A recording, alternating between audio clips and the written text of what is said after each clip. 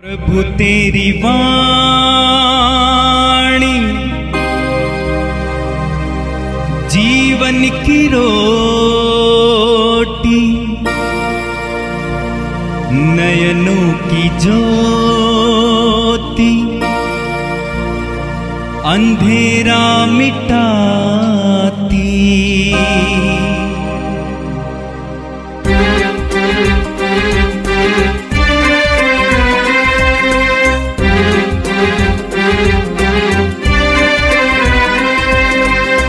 प्रभु तेरी वाणी जीवन की रोटी, नयनों की ज्योति, अंधेरा मिटाती। प्रभु तेरी वाणी जीवन की रोटी, नयनों की ज्योति, अंधेरा मिटाती। वाणी वाणी वाणी वाणी वाणी पवित्र है, शाश्वत है, जीवन का मन्ना है। Hallelujah hallelujah hallelujah. सबको जय मसीह की। मैं प्रभु का सेवक, आप सबका सेवक दास पास्टर धीरज सिंह बहुत बहुत स्वागत करता हूँ एक बार फिर से एक नए कलाम को लेकर, एक नए आत्मिक रोटी को लेकर। मुझे मालूम है कि आप लोग बहुत दिनों से वेट कर रहे थे, इसके लिए प्रार्थना भी कर रहे थे परमेश्वर से, और आज एकदम से परमेश्वर ने मुझे बताया कि तुझे आज ये काम करना है। सो मेरे प्रभु के प्रियो, मेरा विश्वास है कि जीवन की रोटी और उन्नति, आज का वर्ड जीवन की रोटी और उन्नति हमें किस प्रकार से अपने खुदा में बनने को रखेगी। सो आज के वचन के द्वारा हम सीखेंगे और समझेंगे। इससे पहले मैं आपको बताना चाहता हूँ कि परमेश्वर मानव उद्धार सेवा आश्रम के साथ बड़ी बरकत, बहुत ब्लेसिंग, सुपर से डुपर ऊपर काम कर रहे हैं, और इसका एक पर्पस है आप लोगों की प्रेयर, आप लोगों का भूख, आप लोगों की वफादारी संगति। मैं उन लोगों से बात कर रहा हूँ जो लोग परमेश्वर के विज़न के लिए, परमेश्वर के काम के लिए समर्पित हैं, जिनका जीवन समर्पित है, जिनका पैसा, जिनका प्रॉपर्टी, परिवार, और जो लोग परमेश्वर के लिए खुद आप ही समर्पित हैं, उनकी बात कर रहा हूँ कि परमेश्वर उनको बहुतायत का आशीष दे। आइए प्रार्थना करते हैं। सर्वशक्तिमान परमेश्वर, आज के इस वर्ड के द्वारा प्रभु जी, आज के इस वचन के द्वारा खुदावन स्वामी, हमारे जीवन को, हमारी आत्मिक उन्नति को, हमारी आत्मिक शक्ति को, आत्मिक ज्ञान और प्रकाश को जो स्वर्ग से खुले परमेश्वर, यीशु के नाम से खुले परमेश्वर। तेरी दया, तेरा अनुग्रह, तेरा प्रेम खुदावन मांगता हूं मैं। आमीन आमीन हालेलुया। सो एक बार फिर से परमेश्वर आप सबको बहुत खुशी दे, आशीष दे। आज के जीवन की रोटी और उन्नति में आज का टॉपिक है हमारे जीवन का आत्मिक उन्नति और आत्मिक रोटी कैसे बराबर मिलेगा। जैसा मैं पहले भी समझाता था और आज भी समझा रहा हूँ कि इंसान का फितरत बदलेगा, इंसान पूरी तरह बदल जाएगा। खुद के घर की बात कर रहा हूँ, खुद के चर्च की बात कर रहा हूँ, खुद के लोगों की बात कर रहा हूँ कि लोग पूरी तरह बदलेंगे, उनका स्वभाव बदलेगा। लेकिन परमेश्वर कह रहा है मैं कभी नहीं बदलूंगा। परमेश्वर कह रहा है मैं कभी नहीं बदलूंगा, और ना कभी बदला। परमेश्वर वही था, आज भी वही है। पर आज के टॉपिक है कि हमारे जीवन में उन्नति का और आत्मिक संगति का जो लक्षण है, जो जीवन का प्रेम है, आदर है, कौन से गुण होने चाहिए, उस गुणों में, उस संगति में क्या हमारे जीवन में है, क्या हमें देखने को मिल रहा है। सो आज प्रियो भाई बहनों, आज के वचन के द्वारा हम समझेंगे। सो आइए एक वचन खोलते हैं। प्रेरितों की पुस्तक अध्याय 10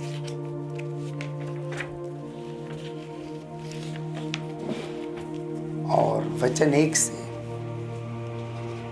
प्रेरितों के काम अध्याय 10 वचन 1 से। इसमें हम एक बहुत ऊंचे लेवल के व्यक्ति को देखते हैं। इसमें हमें एक ऐसे मनुष्य का परमेश्वर वचन दिया है देखने को, समझने को, कि जो प्रभु यीशु मसीह को जानता नहीं था, बस सुसमाचार सुन लिया था और ये सुना था कि ये परमेश्वर सच में जीवित है, विश्वासी था, पर यीशु मसीह का चेला नहीं था, ना वो क्रिश्चियन था। और उस व्यक्ति को वचन जो परमेश्वर की थी इतना कारगर बन गई कि आज बाइबल में उसका परमेश्वर ने प्रमाण दिया है। सो इसमें दिखाता है परमेश्वर की किस कारणों से हम अपने जीवन में उस छुटकारे को, उस ग्रेस को नहीं पाते, और कौन सी आदतें, कौन सा जीवन होगा जो अपने हम जिस जीवन में अपनी उन्नति करेंगे। हालेलुया। सो आप सब जन ब्लेस्ड हो आज के वचन के द्वारा। सो आइए हम वचन को पढ़ लेते हैं। प्रेरितों की पुस्तक अध्याय 10 वचन 1 से लेकर वचन 6 तक। हालेलुया। इसमें लिखा है, कैसरिया में कुरनेलियुस नाम का एक मनुष्य था जो इतालियानी नामक पलटन का सूबेदार था, यानी एक पावरफुल, एक समझिए कि एक सरकार में और जिस थाने पर या जिस जिले में था वो इफेक्टिव रखने वाला, एक अथॉरिटी, अधिकार रखने वाला पावरफुल आदमी था। लिखा वो एक सूबेदार था, पहली बात। और उसमें दूसरी चीज ध्यान देना, वो भक्त था। क्या था? पहला भक्त था और अपने घराने समेत परमेश्वर से डरता था। क्या करता था? नंबर 2, डरता था घराने समेत। तीसरा, प्रभु के दास को यानी पास्टर को, यहूदी को, लोगों को बहुत दान देता था, बीज बोना। तीसरा। अब चौथा, और बराबर परमेश्वर से प्रार्थना करता था। 4 पॉइंट। फर्स्ट, भक्त। दूसरा, डरना, भय मानना। तीसरा, बीज बोना, वो भी बहुत का मतलब सामर्थ्य से ज्यादा। चौथा और लास्ट, बराबर प्रार्थना करना। बराबर मतलब रूल टू रूल फॉलो करना, वचन को फॉलो करना। और लास्ट क्या था?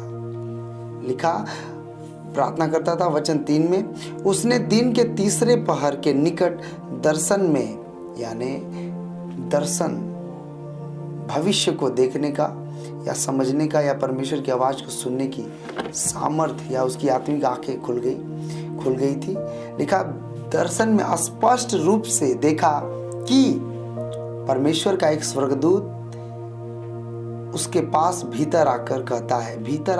इसका मतलब वो दिखावटी प्रेयर नहीं कर रहा था, वो कोठरी के अंदर, जैसे यीशु ने कहा जब तू प्रेयर करे तो कोठरी में बंद कर।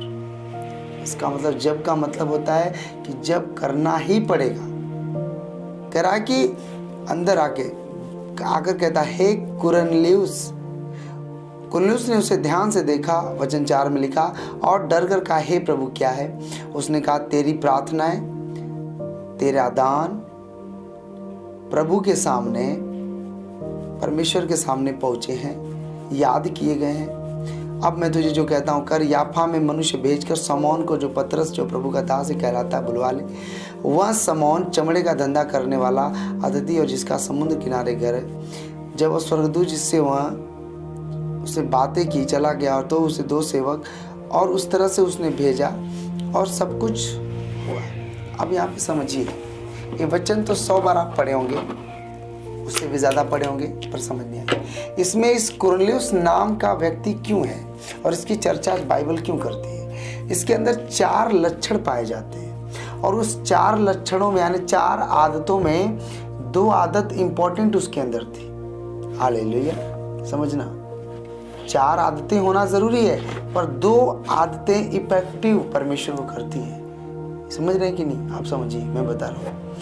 आप लोग क्या हो? भक्त हो। तब भक्त हो तभी तो यीशु से प्रार्थना करते हो, पूजा करते हो, या उसकी आराधना गाना गाते हो, उसके लिए ताना महना सुनते हो। चलो, पहला पॉइंट तो आपने क्रॉस कर लिया। अगर आज ये 4 पॉइंटें अगर आप समझो मेरी बात को, मैं जो कहना चाहता हूँ, अगर आप इस 4 पॉइंट को आप अगर लेवल मेंटेन कर लिए अपनी ज़िंदगी में, दुनिया की हर एक अच्छी खुशी आपकी होगी। आमीन। उस कुरलियुस में पहला आदत क्या था? वो भक्त था, यानी वो परमेश्वर का दीवाना था। दूसरा था, वो दीवाना के साथ साथ खुद नहीं था, वो पूरे घराने को धमकाकर, डराकर, यानी समझाकर, उनके लिए प्रार्थना करके उन्हें रखता था। आप चर्च में जाते हो और आपका लैंग्वेज समझ नहीं आ रहा आपको, चलो आप तो सुधार लिए, पर क्या आपने अपने बच्चे समेत हर बात में पत्नी को समझाया कि नहीं देखो प्रभु से डरना चाहिए, देखो बेटा ऐसे नहीं करना चाहिए, देखो आप क्या करते हो, क्या डरते हो, डराते हो प्रभु के काम से? नहीं, तो फिर प्रभु क्या करेगा? लिखा वो भक्त था और अपने घराने समेत प्रभु से डरता था। अय्यूब क्या करता था जरा बताइए? वो अपने बेटों के लिए, प्रभु के लिए होम बलि चढ़ाता था कि प्रभु को इनसे, यानी डरता था अपने बच्चों को लेकर हो कि प्रभु इनसे कोई पाप हो गया, अपराध हो गया तो मैं पाप बलि चढ़ाता हूँ। उस समय पुराने नियम में पाप बलि था, होम बलि था, लेकिन इस नए नियम में परमेश्वर ने सब कुछ बदल दिया, सब कुछ, इसमें सब कुछ बेस्ट बना दिया। सब कुछ क्या बना दिया? बेस्ट और सुपर बेस्ट। सो उसके अंदर दूसरी आदत थी घराने समेत डरना। तीसरी आदत थी वो बीज बोता था। कई लोग अपने परिवार की वजह से बीज नहीं बो पाते, क्योंकि घरवाली को या घरवाले को तो समझ पाते नहीं, ना उनके लिए प्रेयर करते हो, ना डरते हैं प्रभु से, मांगते हैं प्रभु के आगे, रोते ही नहीं हो, बैठते ही नहीं हो, तो इस कारण से वो बीज बो नहीं पाते, कंजूसी की आत्मा उन्हें छोड़ती नहीं है। लिखा वो बहुत दान देता था और बहुत दान देता। दो बात, हमने गेहूं काट लिया, हमने खत्ते बना लिए, कंडाल भर दिया, पर क्या हमने प्रभु का 10वां भाग पहुंचाया? आज मैं बताऊंगा या कल के पाठ में बताऊंगा कि 10वां भाग प्रभु क्यों मांग करता है, क्यों देना चाहिए। ठीक है, ये पर्पस अलग है, पर आज मैं आपको बता रहा हूँ कि परमेश्वर यहाँ क्या कह रहा है। तो उसके अंदर दूसरी क्वालिटी थी, डरता था। तीसरी थी बहुत बोलता था, यानी अपनी औकात, अपनी सामर्थ्य से भी ज्यादा।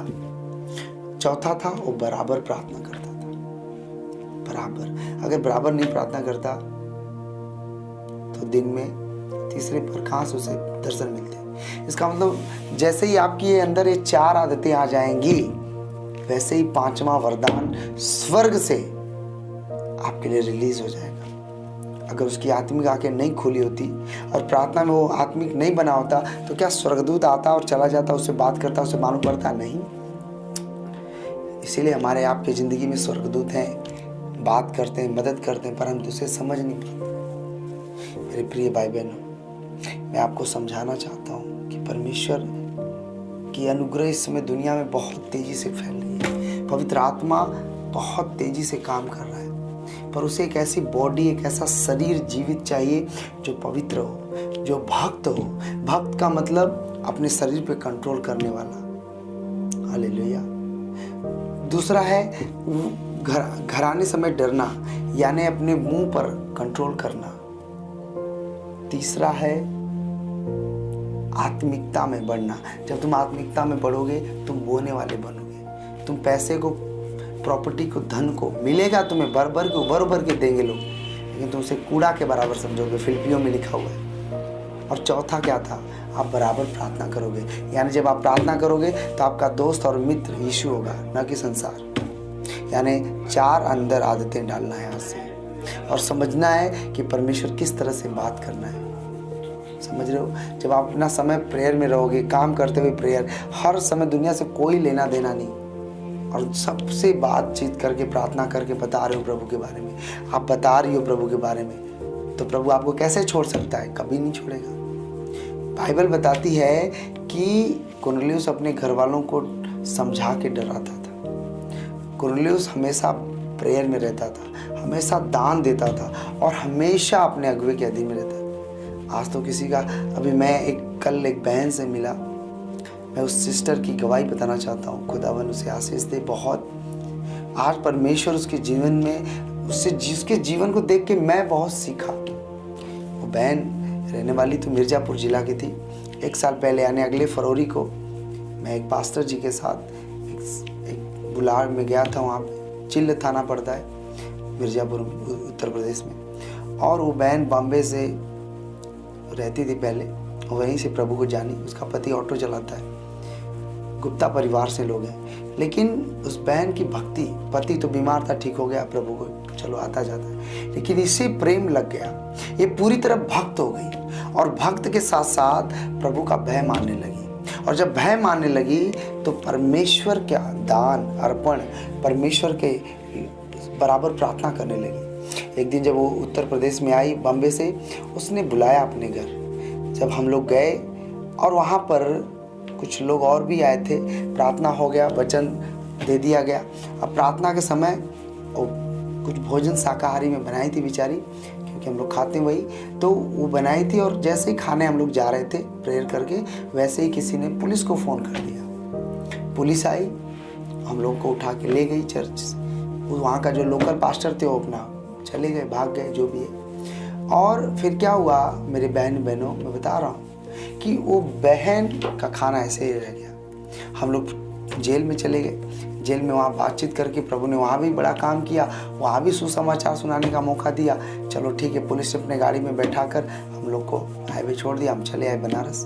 पर उसके बहन के घर जा नहीं पाए। अब वो बहन अपने घर पे बैठ गई भूखे हड़ताल पर प्रार्थना में, और प्रार्थना करने लगी कि प्रभु मैं तब तक खाना नहीं खाऊंगी जब तक तेरे दास और दासी यहाँ पे मेरे घर आकर या मेरे हाथों से आकर उपवास को तोड़ेंगे नहीं। अब सोचो जरा, ये तो पॉसिबल ही नहीं था कि हम लोग वहाँ उपवास जाएं, सब काम में थे, बिजी थे। लेकिन वो बहन उपवास में बैठ गई। और कितने दिन? 1 महीना, 4 महीना, 8 महीना, 12 महीना, 14 महीना हो गया, 15वां महीना यानी मई चल गया। फरवरी से फरवरी 12 महीना हो गया, मार्च, अप्रैल, मई।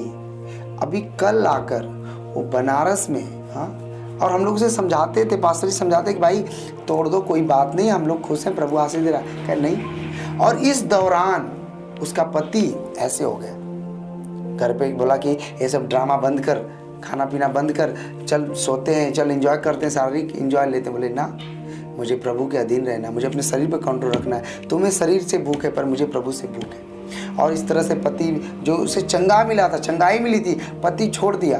बोले कोई बात नहीं, आप जो करना है कर लो, जिसको मानना मानो, मुझे कोई प्रॉब्लम नहीं। पर वो उपवास बैठे। और उसका पति बोले मैं पैसा नहीं दूंगा, देखिए देखता हूँ तू क्या करती है, नहीं कमाओ के दूंगा, नहीं करेगी। वो चला गया बॉम्बे, फिर से अपना वो काम धंधा ऑटो को वगैरह करने लगा। इसके पास मात्र बता रही थी कि 200 रुपये से मैंने, और एक छोटी सी, मतलब 200 रुपये में क्या आएगा आज के डेट। और उस फरवरी में हम लोग के आने के बाद वो छोटे से 200 रुपये में एक छोटा सा दुकान डाली।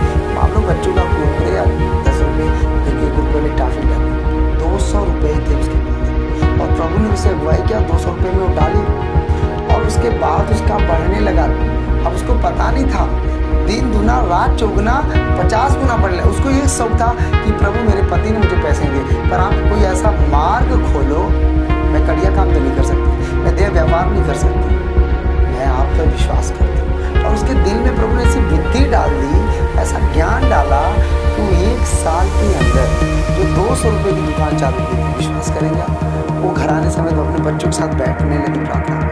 पति तो चला गया, जो भी थे बैठने लगी, डर भय में, चुगली में, बुराई में दूर हो गई। और जो भी वो 200 रुपये में क्या आएगा उसके पास। लेकिन बोले कि पहले दिन मेरा 150 का बिका, उसमें से मैंने 50 प्रभु को डाल दिया। सोचिए, फिर 100 रुपये, और 100 रुपये का सामान बचा था, फिर 200 रुपये निकला, और फिर 200 का सामान ली। और बोले कि मैं ऐसे एवरी डे करने लगी। जो 200 का सामान था, आज 70,000 रुपये की पूरी दुकान भर गई।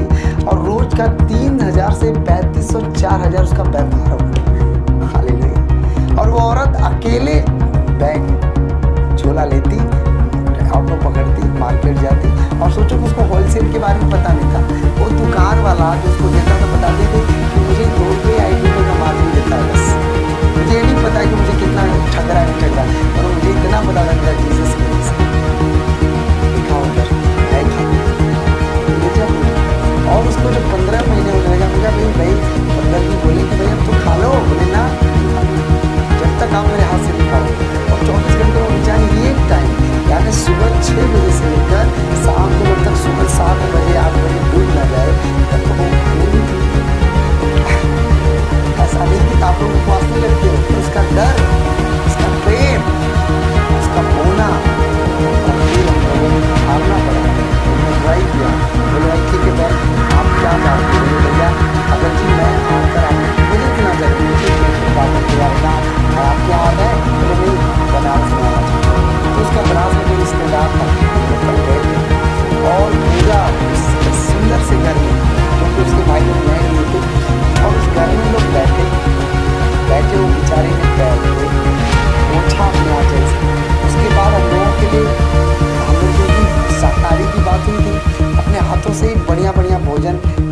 उसके अंदर आया, अपने हाथों से, ना अपने मैके वाले को किसी को काम करने दिया, कोई नहीं, अकेला बंगला था, वो थी, उसका भोजन था, उसका प्रभु था और हम लोग थे।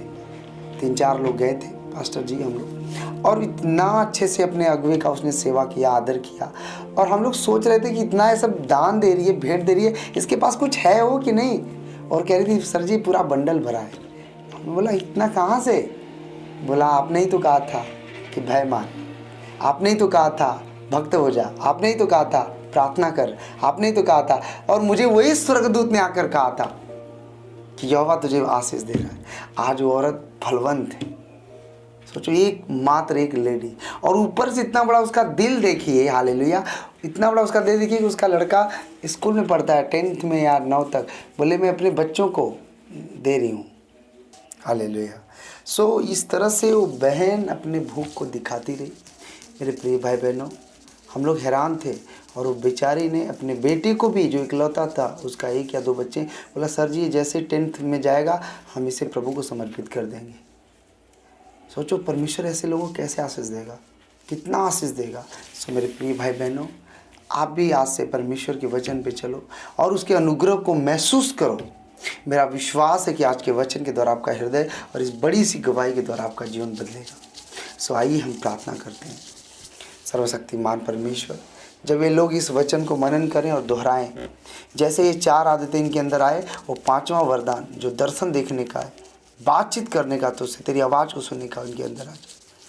सर्वशक्तिमान परमेश्वर, मेरी विनती और प्रार्थना को सुनने वाले प्रभु, एक एक लोगों के ऊपर तेरी आत्मा उतर जाए यीशु के नाम से, उतर जाए यीशु के नाम से, उतर जाए यीशु के नाम से। स्वामी, इनके अंदर वो चिंताएं और अभाव खत्म हो जाए जो शैतान की ओर से है, पर तेरा प्रेम, तेरा फजल इनके जीवन में है। खुदावन, मेरी विनती और प्रार्थना को सुनने के लिए तेरा बहुत बहुत धन्यवाद यीशु के नाम में। आज के वचन के द्वारा, इस बड़ी सी सभा की चंगाई के द्वारा इनका जीवन बदल जाए यीशु के नाम में।